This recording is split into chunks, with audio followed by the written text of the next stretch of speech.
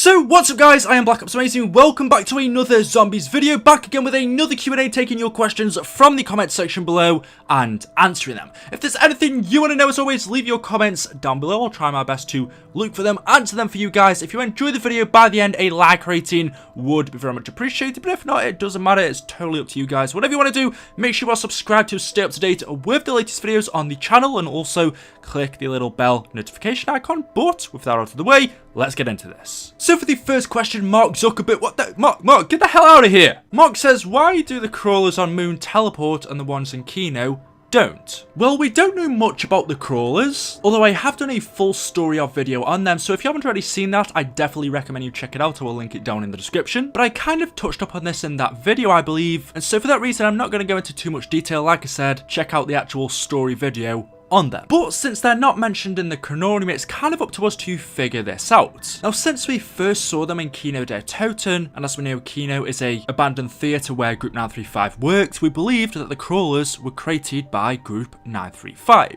We also know the other place we see them is on Moon, which is another Group 935 base, but then we also see another variant of them on Die Rise, which is China, and as far as we know, that place has no link to Group 935. So we have three different variants of the crawlers. The Nova 6, which we have in Kino. We also then have Nova 6 ones which can teleport on Moon. And then in Die Rise, we have crawlers which are freaking crazy. They just jump about everywhere. They're more flexible. Obviously, the crawlers on Moon had different experiments done to them than the ones we see in Kino. That's really the simple answer that I could give you. The ones that we see in Kino seem to be the first generation, and then the ones that we see in Moon seem to be a more advanced and better version. Group 935 somehow give them the ability to teleport. But then we also believe that actually the crawlers in the very beginning were in fact apothecans. If we look at their skulls and their teeth, the way they are, their head shape looks very similar, and also kind of their body looks very similar to the Keepers. And since we know the crawlers are the enemy, I believe that it's possible all those millions of years ago, when the Keepers first discovered the Dark Ether, they began to experiment with it, it began to corrode their minds, and as we know,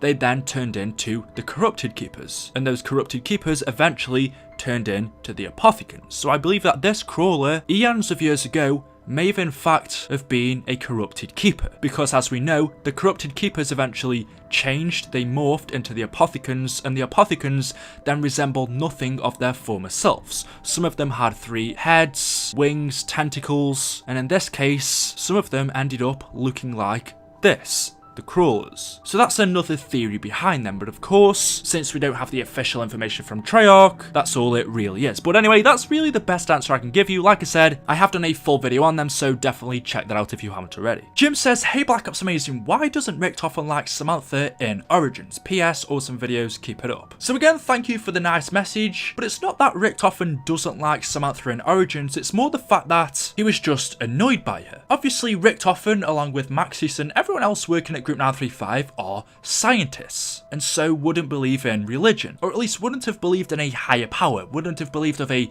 god up in the sky that controlled everything. Obviously, being scientists, they wouldn't have believed that. And so when Samantha came out of nowhere and just started speaking to Maxis in his head and trying to tell him these made-up stories about how she was his daughter from the future, from a different universe, and she was talking to him from a mythical place called Argotha, Maxis at first didn't believe these stories, but eventually he did. He began to listen to Samantha, and she kind of drove him a little bit insane, and that led Maxis to try and find Argotha, to try and prove its existence.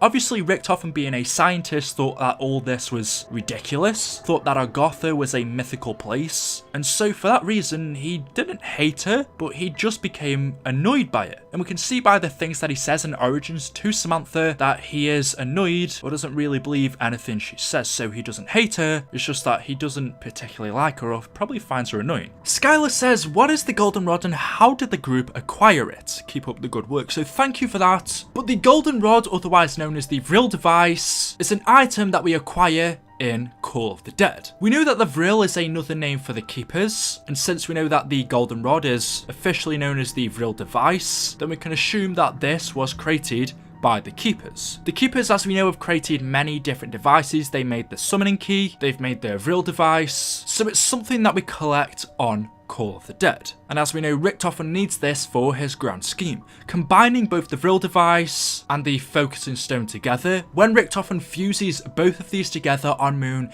this then grants him the power to open up the MPD pyramid and switch bodies with Samantha. Without these two items, Richtofen wouldn't have been able to do what he needed to do on Moon. The next question from BlueTube says, why didn't Black Ops 3 Zombies have Mob of the Dead? Well, Jason Lundell said that originally for Zombies Chronicles, they were only going to have 4 maps remastered. Only 4 maps were going to be returning, but since there's so many of the older maps that they believe a lot of people haven't played, and since they simply couldn't pick just 4 Zombies maps, it was too difficult, in the end they picked 8. And obviously the 8 they picked?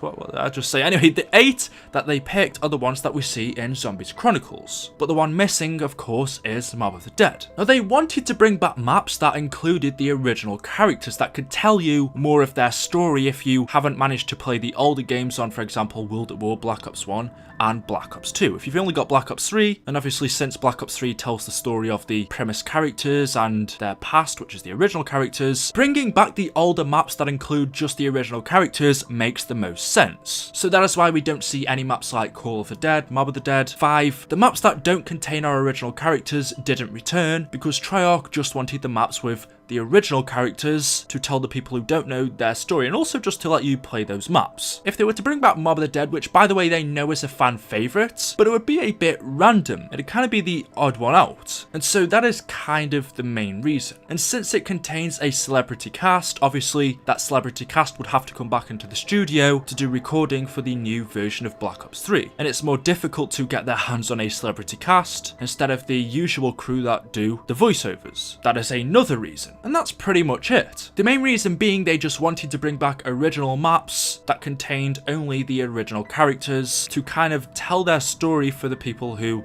haven't managed to play these maps in the past. But that doesn't mean, and there's been a lot of rumours that maybe in the future, sometime next year, we won't be getting Mob of the Dead back remastered. Now, do I think it's really possible? I'm not sure. I'm kind of like 50-50. It's not something personally I believed in, but I know a lot of people have said that there could be a possibility that Mob of the Dead will be returning sometime soon. Of course, we have had the comic books, we've had the loading screens of Mob of the Dead, we've had the remastered loading screens, in which when we first saw them, a lot of people thought that yes, Mob of the Dead is coming back. Clearly, as we've seen, it hasn't. But a lot of people are saying sometime next year in 2018, since we have to wait over a year for the next Treyarch game, there is a possibility that in that time space, they could bring us Mob of the Dead. Maybe halfway through next year, while we're waiting for their next game, Mob of the Dead could come as a remaster to fill in that gap for us to wait. Do I think it's going to happen? I'm like 20% out of 100 on this, but I know a lot of people want it to happen. Treyarch do listen to the community, and I think it would be awesome and would do really well if it did come back. I mean, possibly in the future, who knows, Black Ops 4, Black Ops 5, whatever Treyarch's next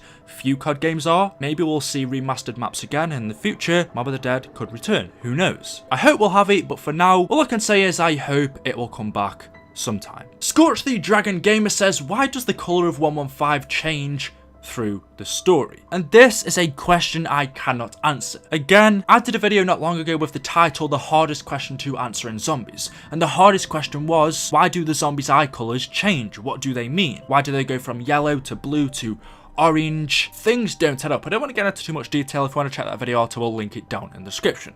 But it's the same for Element 115. We see it in different colours, orange, blue, green. But these colours, when you link them up with different maps and scenarios, they don't add up. They are so weird. And it's lucky because just the other day I was watching an interview. I can't remember who it was between, but again, it was one with Jason Bundell. If I can find it, I'll link it. But Jason basically said, referring to the colour of 115 and also the zombie eye colour, that sometimes it does mean something and sometimes it doesn't. That's literally all he said. He was being his usual mysterious self. So sometimes the colour of 115 is significant. Sometimes it means nothing at all. Make of that what you wish, but that's all I'm going to try for it since it's something even I don't understand. Anyway, there we go. That is it for today's video. Hopefully you have enjoyed. If you have, a like rating would be very much appreciated. Make sure you are subscribed to stay up to date with the latest Zombies videos on the channel. Let me know what you want to see next in the comment section below. I'm going to try and do a story of video, but let me know which character you would like me to cover. Anyway, thank you for watching, and of course we'll see you in the next video. Thank you and goodbye.